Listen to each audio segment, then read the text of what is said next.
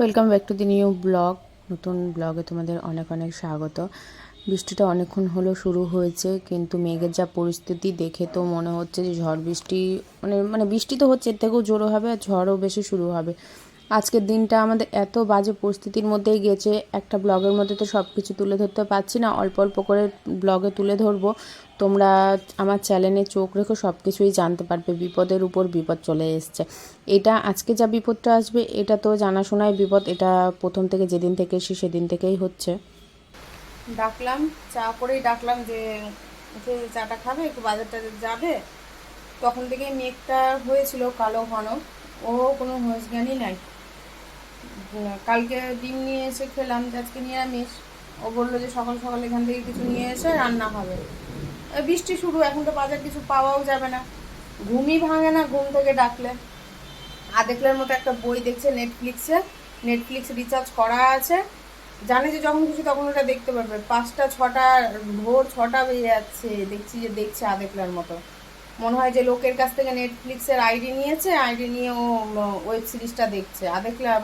আধেকলারা এরকম করে না, যারা খেতে পায় না তাদের খাওয়া দিলেও না এরকম করে না, ও যেমন করে। কালকে নিজের কাজের জন্য বাজার নিয়ে গেল, কাজ হয়ে গেল, বাড়ি চলে আসলাম। আমি বললাম একটু লেক মলে যাবো, ভয় পেয়ে গেল যদি মনে হয় ভারী কিছু জিনিস কিনে নিই, নিয়ে গেল না লেক মলে। ওর আয়রনটা কেনার জন্য আরও বিশেষ করে বলেছিল যে চামচটা নেবো, চামচটা কিনবো চলো। মানে চামচের অজুহাত দিয়েও গেল, আর আমি ওই বেরালাম যে ঘরে আছি, যাই একটু মাইন্ডটা ঠিক হবে, এই কারণেই আমি বেরালাম। আর কি বলবো, কিছু বলার নেই। যখন কোনো কিছু বলি কেনার জন্য, ওটা কালকে এই যে ঝড় বৃষ্টি তো উঠেই গেছে, বৃষ্টি বলতে এর থেকেও জোরও হয়েছে আর ঝড়ও সেই পরিমাণে উঠেছে। আর এখন যেটা হতে যাচ্ছে সেটা স্বাভাবিক, যেদিন থেকে বাড়িতে এসে সেদিন থেকে বৃষ্টি হলেই হয়। কিন্তু এরপরেও একটা অঘটন ঘটেছে অনেক বড়। আমরা অনেক বেঁচে গেছি, শরীরের দিক থেকে বেঁচে গেছি। সেটা হয়তো জানি না এই ব্লগে দিতে পারবো কিনা, যদি হয়তো অবশ্যই দেবো, তোমরা জানতে পারবে।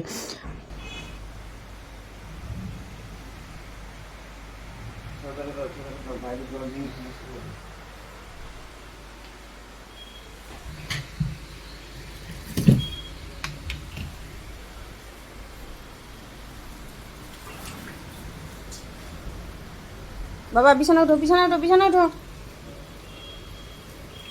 ওটা নামাও নিচে, আমি জোরকে আটকাচ্ছি। চলো বিছানায় চলো, বাইরে বেরোয় না।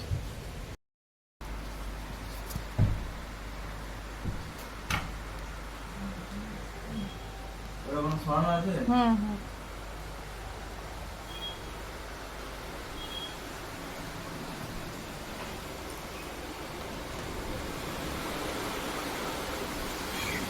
বেলকানি কত সুন্দর শুকনা, বেলকানিতে এক ফোঁটা জল নাই।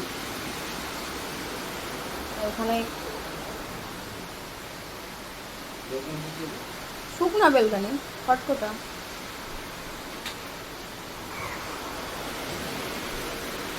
এই রান্না বসালাম, রান্না বসাতে হুট করে চোখ গেল, দেখছি যে এরকম অবস্থা। যেখানে আলু বানিয়েছি এখানে কলা বানানো হলো।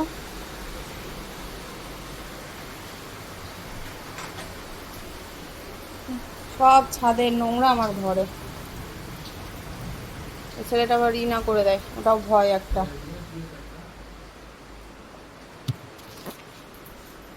নিচে নামবা না, ঠিক আছে?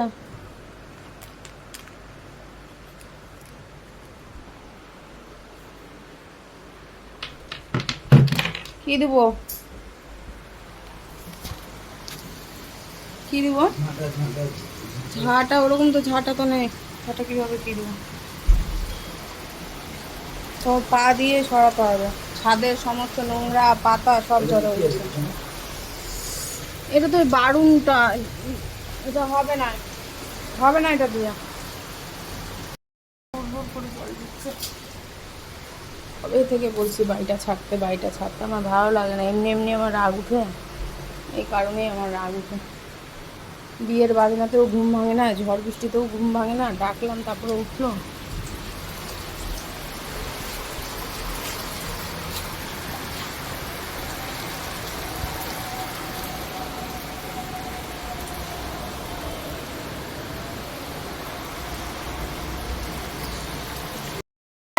কফির কাপ টাপগুলো এগুলো ছাদ থেকে নেমেছে তো, এগুলো ফেলে দাও ওই পারে, কিছু করার নেই।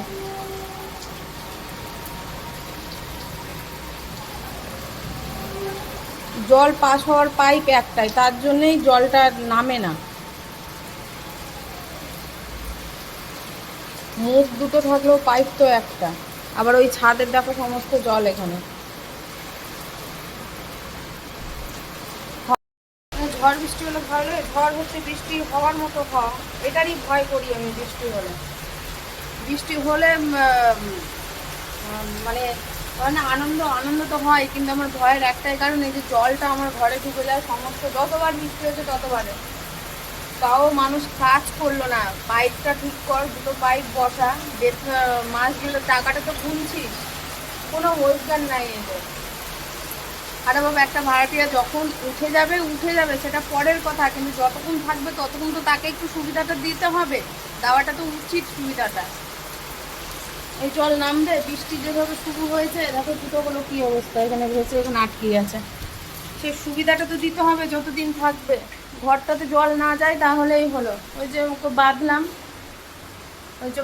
ওকে ওখানে একটা ভোগ না করে তাহলেই হলো। সকাল থেকে কত চেষ্টা করলাম, হলো না। ওই যে ওখানে ফুটোটা না পারতে ভাঙতে হচ্ছে, নাহলে জল পাস হচ্ছিলো না। এর আগের বাড়ি করা হয়েছে, জল পাস হচ্ছে ওটা।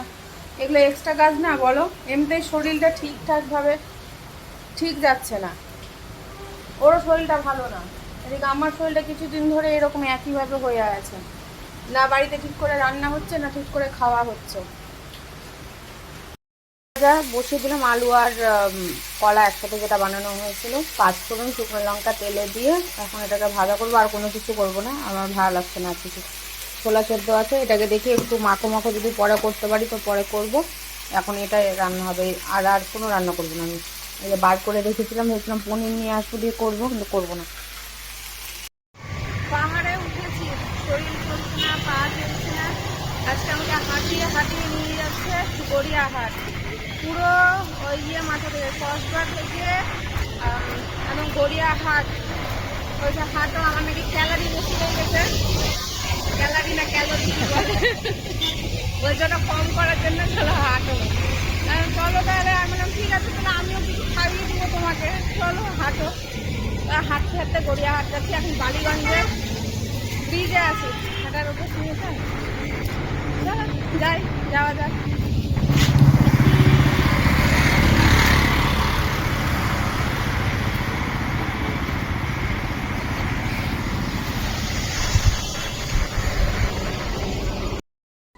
গ্যাসে দুধ বসানো রয়েছে, আর আর আর আর আর কি হলো, আজকে হলুর বার্থডে, তোমরা জানো আজকে হলুর বার্থডে।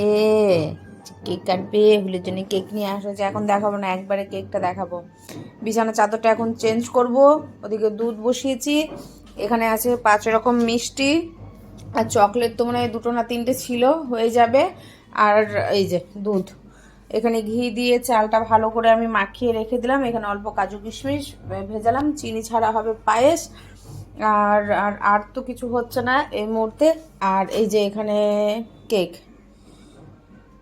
কেক নিয়ে এসেছি মন জিনিস থেকে, আসার পথে নিয়ে আসলাম।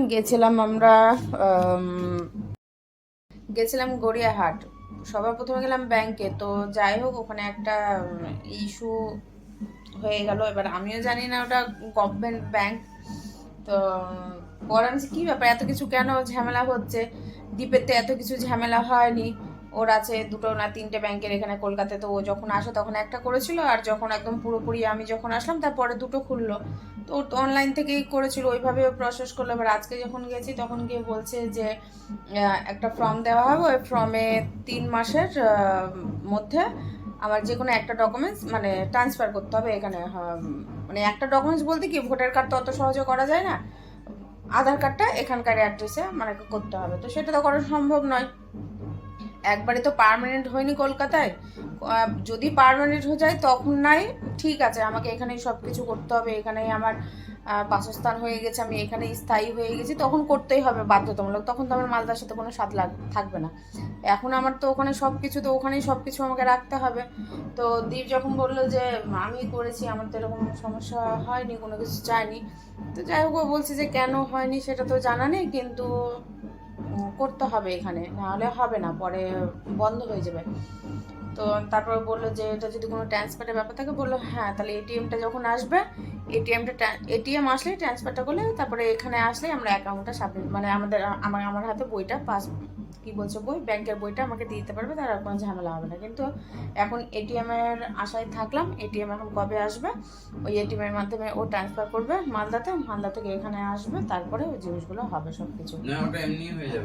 এবার তারপরে আমি দীপ বলছি এত ঝামেলা কেন, তখন দীপ বলছে এটা গভর্নমেন্ট ব্যাংক আর আমারটা গভর্নমেন্ট। আমি তো জানি না সম্বন্ধে, আমার এত হাসি পেয়েছে সেই টাইমটাতে। আমি যতটুকু যেই কাজই করি না কেন, আমি সলিড জায়গাতে সলিড কাজই করি। হ্যাঁ দেরি হয় কিন্তু সলিড কাজ হয়, তার জন্য বলছে তোমার এই ঝামেলাটা হচ্ছে। আর আমাদের তো বেসরকারি ব্যাংক, কি বেসরকারি তো তোমাদের?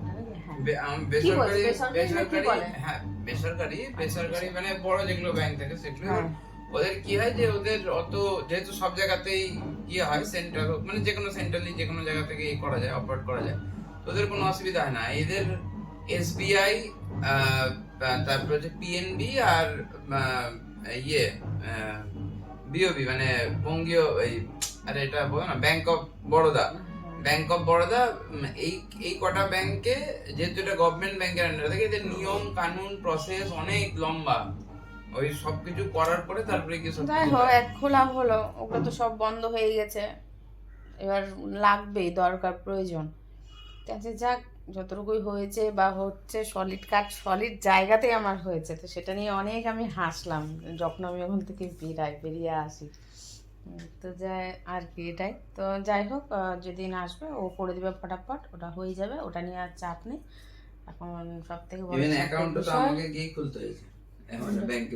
হ্যাঁ, তা আমি তো বলেছি, তো কালকেই বলেছি, ওটা এখনো করতে পারিনি, যে এখানকার সাউন্ড টাউনের জন্য, কারণ অনেক জায়গায় ভয়েস দেওয়ার ব্যাপার আছে। তো এদিকে ধরো যে বিয়ের এদিকে গান বাজছে, সানাইয়ের একটা আলাদাভাবে বক্স বাজছে, তো আজকে আবার বাজনা শুরু হয়েছে। তো এমনি দুটো শর্টস, আজকেও শর্টসের মাধ্যমে ভিডিও দিয়েছি, কালকেও দেওয়া হয়েছে, জানিয়েছি।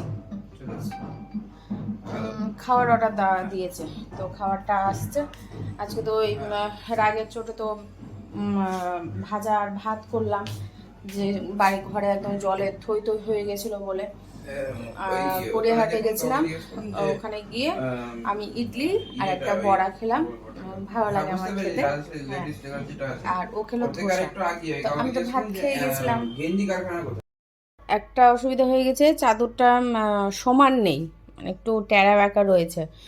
এদিকটা হয়েছে, ওই পাশটাতেও হয়েছে, যে হাত দিয়ে দেখাচ্ছে, কিন্তু ওই পাশটাতে আবার হচ্ছে না, কিন্তু একইভাবে সমানভাবেই আছে। দেখো এই যে এদিকটা হয়েছে, তো আবার এই দিকটা দেখো হয়নি গোজা, একটু কচ আছে চাদরটা, একটু মনে হয় না, বেশ কচ আছে, যা বোঝাই যাচ্ছে। যাই হোক হয়ে গেছে, সেরকমভাবে তো আর বাচ্চা কাচ্চা নেই ঘরের ভেতরে যে বারবার করে নাড়াচাড়া করলেই উঠে যাবে বা সরে যাবে। এই যে দেখো এখানে হয়নি, এই যে। তো ভাবছি যে পরে বলতে কি, এরপরে যখন চাদরটি পাতবো, তখন ভাবছি যে যেটা এই মনে আছে সেটি এই মনে দিয়ে দেখতে হবে, যদি হয়তো হতে পারে, হয়তো আমার একটু পাতাটাও ভুল হতে পারে, যদি এইভাবে করে দেখতাম সাথে সাথে, তাহলে জিনিসটা আরও বোঝা যেত। তো আর ইচ্ছে করলো না যে থাক এইভাবেই। তো আমার বেশ ভালোই লাগছে। তোমাদের কেমন লাগছে বলো তো বাবা, যে তুমি জানিও, তুমি না তোমরা জানিও। বলে দিয়েছে, ঠিক আছে। পায়েস আমার হয়েই গেছে, এই যে এখানে বাবার জন্য পায়েস নামিয়ে রেখে দিয়েছি, আর নামিয়ে তারপরে এখানে গুড়ের বাতাসাটা দেওয়া হলো। তো সবে মাত্র দেওয়া হয়েছে, একটু ফুটুক, নামিয়ে নেব।